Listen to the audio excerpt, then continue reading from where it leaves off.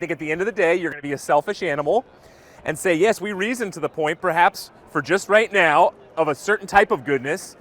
But no, when the rubber really hits the road, you're going to appeal to your selfish desires.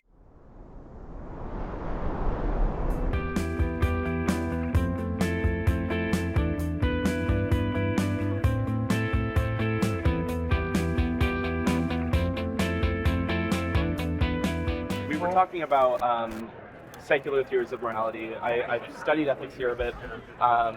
We have theories like utilitarianism, social contract theory. Very smart thinkers have contributed to the moral community. How can we say that sort of they're wrong? Well, just because they're smart doesn't make them right. And so I would say that's true for any area of study. There's been many smart people who've studied math who were wrong, science who were wrong, linguistics who were wrong, theology who were wrong. I mean, Jonathan Edwards, one of the greatest theologians, he's got some of his earliest manuscripts in here, and he went to Yale. He owned slaves. He was a pretty smart dude, and he owned slaves. Pretty wrong as well. And so, no, I agree to the extent of these are really smart guys who came up with different moral theories, and so they need to be taken seriously, but they're not right just because they're smart. Yeah. Well, the most relevant piece of being right there, I would say, is getting the conclusion correct. So some of these people reach the conclusion that, for example, we ought not kill one another, we ought not steal from one another, we ought not discriminate against one another. And they do this through purely secular means. Right. These are moral principles that I imagine you would agree with. Mm-hmm. So if these moral principles are correct, and we arrive at them through social contract theory, for example, then where's the disconnect here? Well, again, social contract theory, though, if everybody's coming to the point of saying, this is truly right, this is truly wrong, still somebody can be a free rider to say, okay, as long as I'm not hurting the masses that came together and decided this is right or wrong, and I can get away with this, if I'm not really hurting them, I'm going to go ahead and do it. But I mean, so I can go ahead and cheat on a test here at Yale if it's not really going to hurt the class. But there's a difference between describing what happens and prescribing. I would say that social contract theory does a good job of prescribing. Obviously, humans aren't perfect, and right. That's something that you accept as well. Yeah. But at least the prescription, what principles would we rationally agree to, sort of from a state of nature? It just happens to be true that even though people will defect, we would rationally agree to not killing one another, not discriminating against one another. That's still true. Why would we rationally agree to that? I mean, for example, there's a Shantung compound. There's this story about Eric Liddell, the Olympian, who was in the Shantung compound, and a Harvard grad was actually captured as well and went to the Shantung compound. And he was a rationalist, a secular humanist who said, based off of reason, we can all reason together to the point of saying, this is fair for you and this is fair for me. Yeah. He went there and became a Christian because he realized you can't reason to the point together to be morally good and rational. He got to that point because he saw that there were rooms with extra bunks in them, and the men who were in these rooms wouldn't allow others to come in and share. Because they said, no, you're getting in the way. Even though we have an extra bunk here, you're still in the way. And so this guy got to the point of saying, no, we reasoned to the point of selfishness. Yeah. Okay, well, why did he become a Christian? Because he realized, no, there's moral obligation here. Jesus Christ actually showed that sacrifice, that human rights, that fairness is a real moral value and an ought and a should to live by, and that's why you should share with somebody else. Not just, let's all get to this point of trying to reason together to the point of sharing my bunk when that's going to get in the way of I already have limited resources here. Yeah, well, we can get a sort of a litmus test of consensus and rationality just here. Like, if we were to agree amongst one another to not kill one another, can everyone raise their hand who would agree to that? If they think that's a fair thing to agree to not kill one another from a state of nature. Do we agree with that? We agree with that? Uh-oh. I'm a little nervous about this crowd right now. But it's irrational to not do that. Would you agree or would you not agree to not killing one another in a state of nature? I think it's rational to do so. If we didn't, then that's just that threatens our own self-interest. That threatens our safety just as a rational precept. And the same thing would go for not stealing, not discriminating against one another. Right. And one thing that you brought up earlier was that. But again, it was just like a couple years ago, basically. Oh, yeah, We all absolutely. we came together like this and said racism's good. Okay, But so no, what? but- Why is that wrong and we're right now? So Just because we're a few years later, it's more recent, is that why? well, so take for example a relativity contract theory. Okay. That's one where you sort of put yourself behind a veil of ignorance. Yeah, You veil don't of know what position you'll enter into society, and then what is it rational for me to agree to? Oh, Yeah. sorry. Is it rational for me to agree to enter into a society where I don't know what race I'll be born as, Right. and where I would tolerate discrimination based on race? Sorry, I don't think people can hear you. It's gonna be a little louder. Yeah, no worries. Yeah, speak this way again. Okay, I'll speak this way. Rawlsian, yep. keep Yeah, going. so Rawlsian. Veil of ignorance. Veil of ignorance. Is Yeah. it rational for me to agree to enter a society where I might be racially discriminated against? The answer is that that's irrational. And prescriptively, that leads us to a conclusion that it's wrong to discriminate based on race. So, like, this is a secular way to arrive at a pretty robust account of morality. So, like, I feel like the reasoning tracks there. Yeah. Where do we need God? I still struggle though with, are you really going to make a change in society just because of the veil of ignorance? Are you really going to fight for human rights tooth and nail to the point of being able to sacrifice your own life for somebody who doesn't look or act like you at all, or who is a totally different race based off of that code of ethics? But I don't think you will. I think at the end of the day, you're going to be a selfish animal and say, yes, we reason to the point, perhaps for just right now, of a certain type of goodness. But no, when the rubber really hits the road, you're going to appeal to your selfish desires. And I believe all those theories that you brought up can be good theories.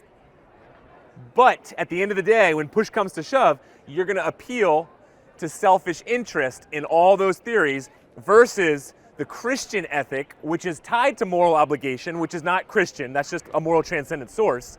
But Jesus Christ brought it home in the sense of you're going to sacrifice even for your enemy. But Christians have done a lot of bad things. Yes. Again, we're conflating the descriptive and the prescriptive. I don't think we are.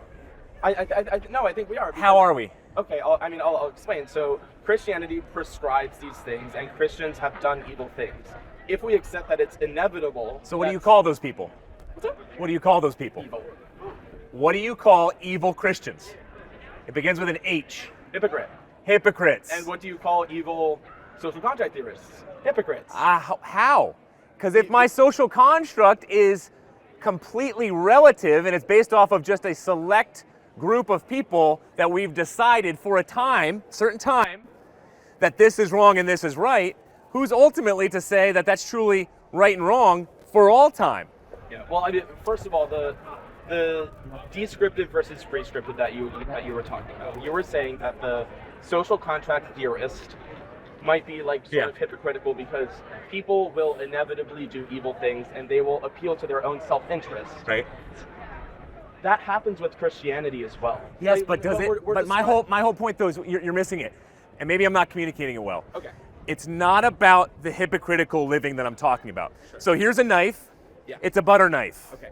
I could use it to use butter and butter my bread like I did this morning, or I could use it to stick it in you. All right? Okay. So there would be a level of misuse based off of what is that knife's real intent. It's not to stick it in you, it's to butter the bread.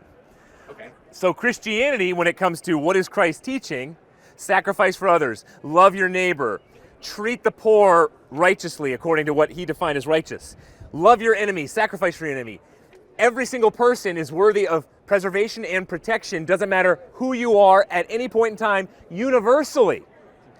Okay, so if somebody says, well, let's go lead a crusade and just kill somebody because they don't act like us or live like us and just hang this cross on top of our flag, okay, I'm not talking about the abuse in the sense of somehow that uproots the reality and truth of what Jesus talks about. No, I'm saying these are hypocrites. So what is the moral source underneath it all? The moral source is rationality. And I'll again, explain. Can I? Yeah, build please this out a little do. more? Yeah. Because you listed a few moral principles. You listed generosity. You listed compassion. Yeah. These are things that we can absolutely rationally arrive at through social contract theory, a Rawlsian social contract theory. So when you say someone goes out and they host a crusade, I would say that that contradicts the moral principles we would arrive to under a social contract. So I feel like that's just as hypocritical as it would be for a Christian to reject their own values and do the same. That's what I'm positing to you. And I would say, at the end of the day, it's not. If you can get away with it, because a social construct is flimsy at best. It's tremendously flimsy because there's no moral obligations and duties within a social construct theory.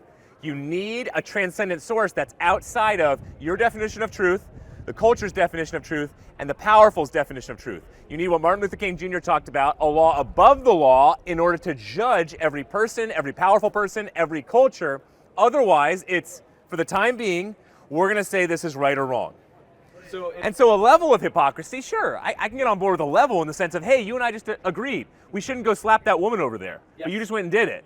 So that's hypocritical. That's hypocritical to what we just talked about in terms of a moral theory. Yes. Sure, yes, I can get on board with that. Yeah. But I certainly hope you don't usher in the word should, or you ought not to, or you need not to. Instead, you should be using the words, hey, we agreed to this. But as soon as you usher in moral obligations, moral duties, now you're appealing to a law outside the law. Martin Luther King Jr. talks about a law above the law, and that's hypocritical as a moral theory. Okay, I'd love to respond to that. Please, please. When you say that when we are talking about morality, we're referring to some higher law, for me, I just think, like, in terms of describing morality, that morality it's sort of like insular. We produce morality, and like that, I mean, that's basically it. Like, as in terms of social agreements, we generate morality just as a definitional thing. Like, I'm operating under the assumption that, like, morality is something we produce. All right, but where does it come from? It comes from us. That's it. You just randomly generate morality. That's it. Just pull it out of the air. That's a pretty deflationary way to express it. But how do you? I don't understand. We just generate morality. What does that mean? We just generate it. Well, we've done it for all. I mean, how? Yeah. This is a big point, because we've done it for all of human civilization, and like, people get it more right than others. This is according to who? Says who? According to rationality, because. But rationality is different for all times. Okay, no, and different for all people groups. If people are killing innocent people, like, okay, let me start over with this. So, civilization after civilization. Try and be a little louder. Okay, gotcha. I don't think they can hear you. Yeah. So, for a lot of human time, we've seen some convergence on basic moral principles. We've seen a lot of societies agree to not kill one another. A lot of societies agree to not steal from one another. These things have happened for all of human history, independent of Christianity. And the reason... All of human history? Yeah. The Roman Empire? Well, no, they're very, very violent, but people have gotten it wrong. That was the most dominant empire. Well, okay, in terms of basic social agreements, like, it happens to be true that people have gotten these answers without appeal to Christianity. And sure. I'd say that, and like, I agree with that. Where would you say that comes from? A moral source, a law above the law, which is not inherently Christian per se. It's any monotheistic or even, I mean, it could be polytheistic. As long as it is a law above the law, it's a transcendent source. Okay, so Hindus, Sure. Judaism, Sure. Islam, and the Judeo-Christian faith all posit the moral argument. I was reading about it for Hindus this morning, actually. They can all posit it. You, as an agnostic or an atheist or anything of the sort, cannot posit moral objectivity, duties, and obligations. But the Christian worldview commits you to saying that they're wrong. They've gotten. But that's a different question, though. No, they're right. Relevant. They're right there. No, it's relevant. Okay. Let me build this out. It's relevant because they're under the Christian worldview. Their worldview is wrong. It's incorrect. It's mistaken. And therefore, what principles they've produced, they're human constructed. Like, if they've gotten higher, like, if they've gotten the whole higher power situation incorrect, then, like, they're operating based on human intuition. They feel as though certain things are wrong, and as a result, they produce morality under their framework. But it happens as a result of shared intuitions within those societies. The shared intuitions of most societies before all the abolitionist movements, which were, by the way, all done by Christians, before those abolitionist movements, it was a common consensus across the entire known world, have slaves. And that's a good thing. And that was reasonable and rational. So have slaves. Uh-huh. I'm not going to tell you you're wrong in that just because it's a few hundred years later. It's totally, we ration to the point of saying, at this point in time, if my civilization dominates yours during times of war, then I can take your spoils, my spoils of war, your spoils of war, really, bring them in and say, you're going to work for me, or you're going to be my sex slaves. And we reasoned. That was reasonable. That was rational. That was even just. But okay, so we just today. Yeah. We understand that that's wrong. Why is that wrong? Okay, we can get there through secular means. So Rawlsian social contract. You don't know where you'll end up. You don't know where you'll be born, and it's rational for you to agree to a world where societies don't violently dominate one another, and that's just rational. But where did that come from? It came from us. What do you mean it just came from us? Under my worldview, that's basically. But it had to come from somewhere. Did it come from the Greeks? Did it come from the Romans? Did it come from the Aztecs? Did it come from the Christians? Did it come from the Hindus? Where did that come from? It came from the collective moral endeavor, from a moral tradition, ethics. We have huge thinkers. So like another point. To commit to the Christian worldview is to say that like these moral thinkers who've done secular morality, like they're completely mistaken. Like they Rawls, like you have they all Mill, like all these people, like that this entire. And can I tell you the truth? Sure. The majority of them didn't like the moral restraints of Christianity. They called it a prudish religion. And so they didn't like the moral teachings or the moral arguments that came out of the Christian faith. And so they just came up with these other ones, and many of them are honest about that. Transparent. There was a student out here the other day, I actually just saw him, I don't know where he went, but he debated me on Christianity for a half hour, then he debated Cliff on Christianity for another half hour, and probably my brother Rob, I don't know if he debated him too, on all about the intellectual evidence, and he was jumping around, question after question after question. But then all of a sudden I looked him face to face and I said, well, what's the real reason? And he said, sex ethics. That's the real reason why I'm not a Christian. And I loved that vulnerability. That honesty, that transparency, and I love that we caught it on tape too because it went viral.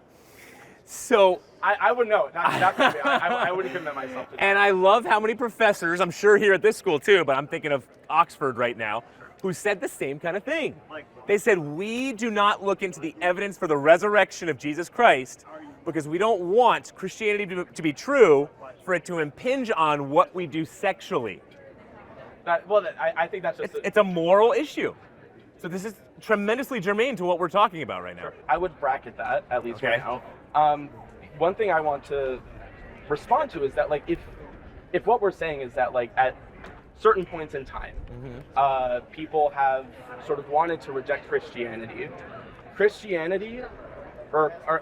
More precisely, Christians have done some really messed up things. Yes. Some like colonial conquest, like a lot of. And what do we call them again? What's up? What do we call them again? Hypocrites. And what do we call Rawlsians? I don't know. I'm still not there. Hypocrites. Okay, at a time, just for a time, and it shifts after every few decades. The moral ethics to Christianity has always been true, right? Well, so for Rawlsians, no, that has shifted, that has changed. So to say that they're a hypocrite 30 years later is very inconsistent with 30 years previous if the group of people reasoned to the point of morality being different 30 years later than it was to now. Okay, so if I give you a few moral principles that a Rawlsian social contract would produce. Right. So don't kill one another. Yeah. Be generous. Be kind to the poor, for example. Let's just take these three. Yeah. You agree with these three moral principles. Rawls would say that like we can do certain thought experiments to arrive at these. Yeah. And there's morality. Yeah. So if you break these moral principles, then you've done something wrong, and that's what morality is. Right. I don't see where you're saying that would dissolve. Because if we accept that this is the true moral framework, then no, that's the ought, that's the prescription. And I think at the very least it's fair to say that like maybe it isn't if like eventually over time people don't sort of subscribe to that. That's a descriptive thing. Yeah. Okay, well, I would say then next point, since we've kind of beat this puppy to death. Sure. Next point would be fine. Okay, Rawlsian. Yeah. Is that an atheistic perspective? Is it usually tied to atheism, or what worldview? Secular. Yes. Okay, so it's an immaterial type of thought experiment to get to the point of here's the moral oughts and shoulds and duties, which, by the way, you still can't use that for Rawlsian. You can't say moral obligations and duties. Well, under my conception It's still of morality, it's still subjective to an audience, a crowd. Under my It's not conception objective. of morality, it is. Okay, fine. That's still immaterial, and you're living in a material world Yes. as an atheist. Yes. So these are immaterial things that you're talking about, even when you kept talking about reason, consciousness, all these are immaterial things. So how do you pull them from the material? Or connected to the moral, oftentimes, is mathematics, the question of mathematics. Einstein talked about it, then an amazing Pulitzer Prize winner talked about it in 1960. Many have talked about, from different worldviews, this one was an atheist, Einstein was a pantheist, talked about how it's amazing the mental, material states we have. Yes. So you mental, that's the reasoning. Sure. Your material, physical. Yeah. But then all of a sudden, the third category is mathematical. And Einstein and this other guy from 1960, the title of the paper was The Unreasonable Applicability of Mathematics.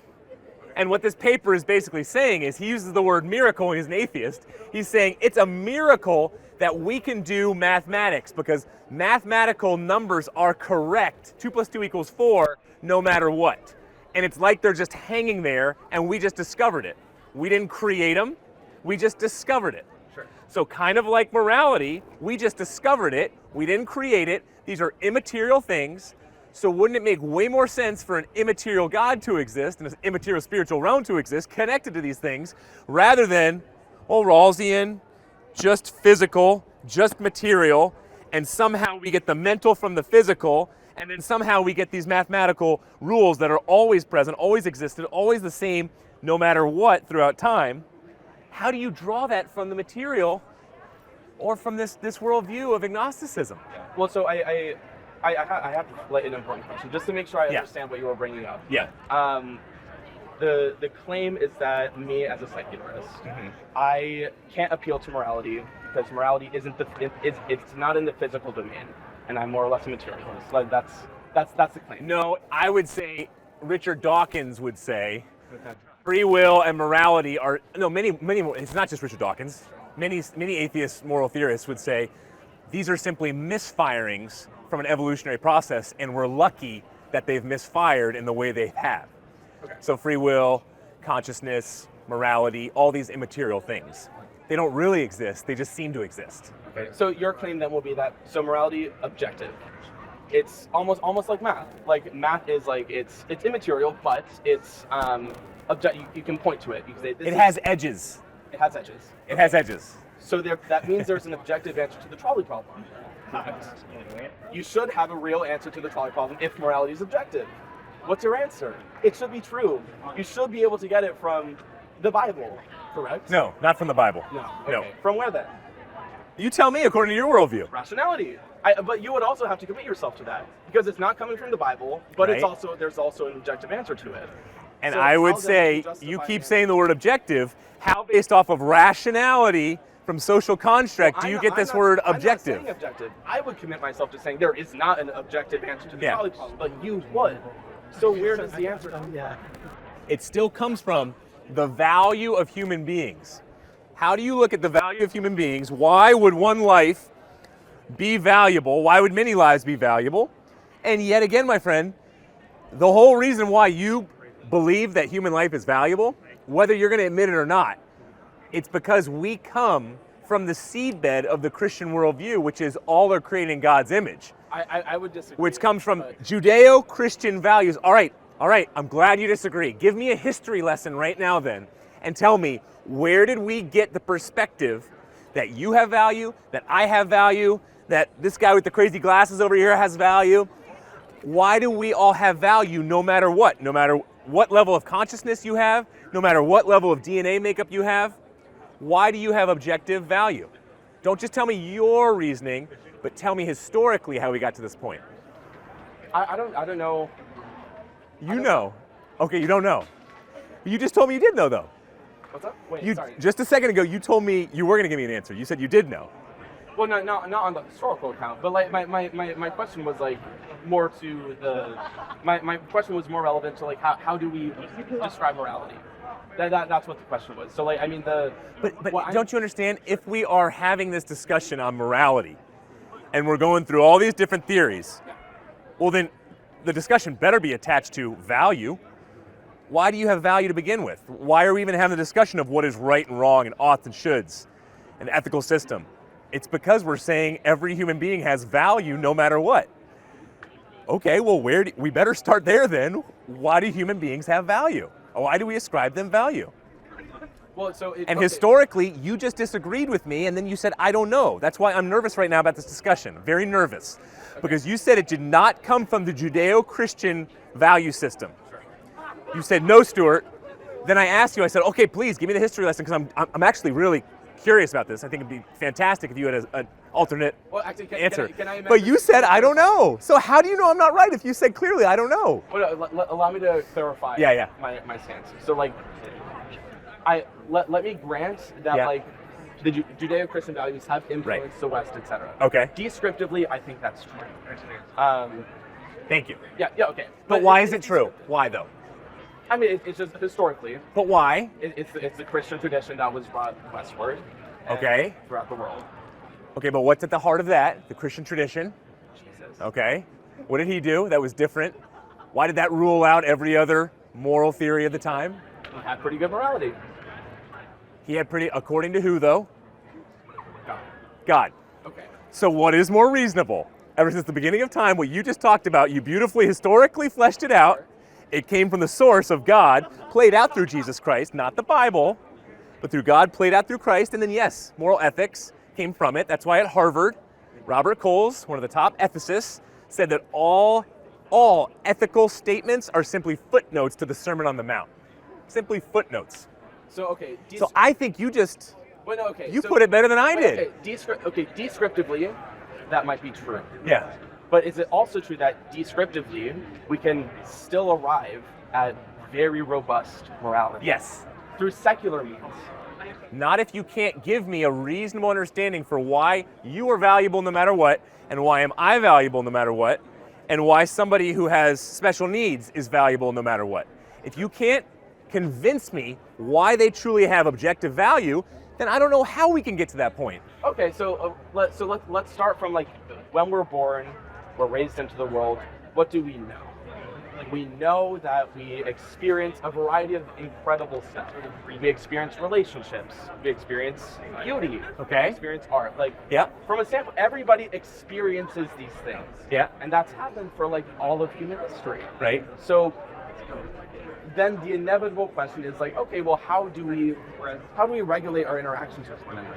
Right. And I think the most plausible explanation is there are certain things that it's rational to agree to. And like I feel like what I'm sort of doing here, it's sort of like reconstructing like a social contract.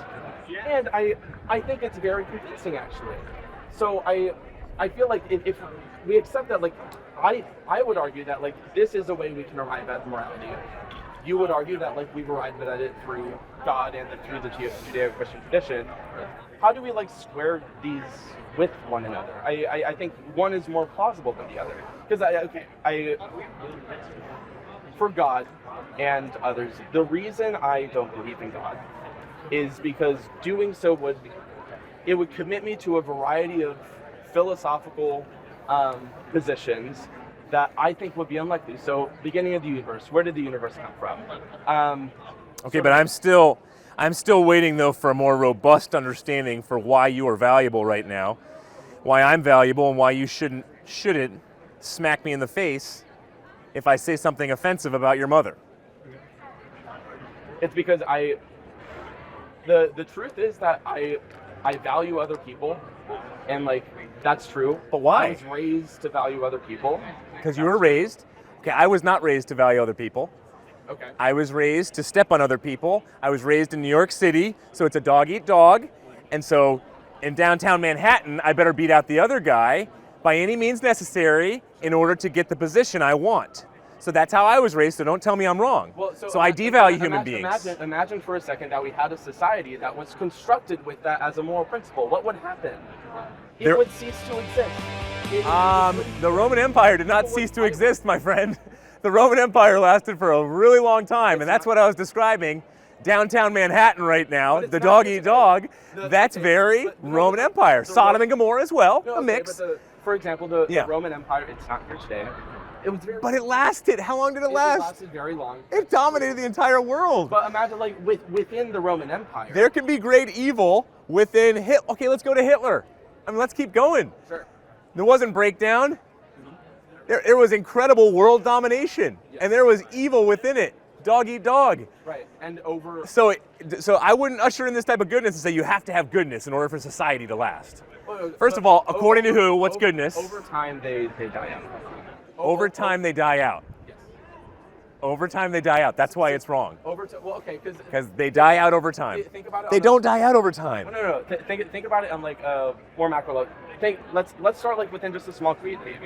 A small community where people find it acceptable to kill one another, and then they do. What happens? It doesn't last. And like I understand what you're. No, they dominate others though. I'm talking about those that dominate others. Yeah, you're right. If it was a small community and you and I killed each other, we wouldn't last. I'm talking about the dominant societies, though, that looked at other tribes and said, let's go get them. And kill them off. At the very least, like, they were very successful. Okay, but at the very least, can we start with this sort of like smaller community? Why? What you argued was that like it would die off. That's true. It's irrational. Why is it irrational? Because it would die off. Okay, because it'll die off.